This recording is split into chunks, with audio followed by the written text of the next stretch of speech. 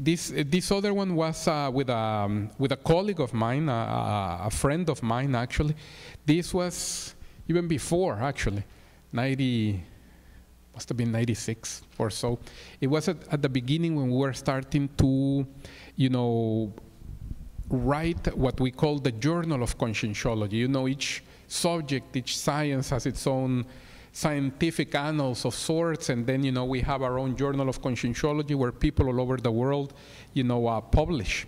And on that specific night, I regained awareness, and I was in the apartment of my house, basically. And he was there. And we started talking about the journal and the periodicity and what should we do, and because this was a project that we were starting, it was very much in our minds.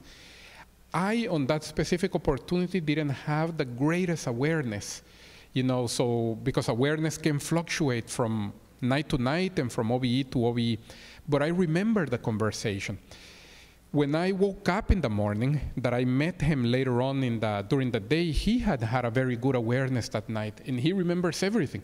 And then he was actually the first one to start to tell me, do you remember we started to do this and this and this? And I realized that's right.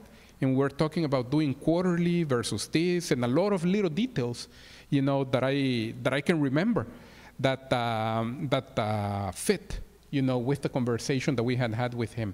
I was probably aware on that specific opportunity,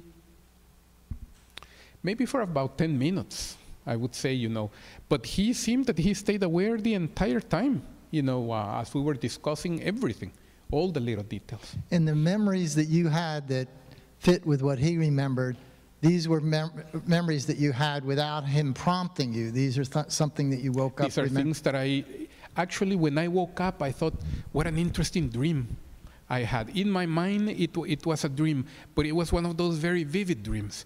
But I had all the ideas that we had discussed. When I met him later on, we corroborated that that wasn't the case.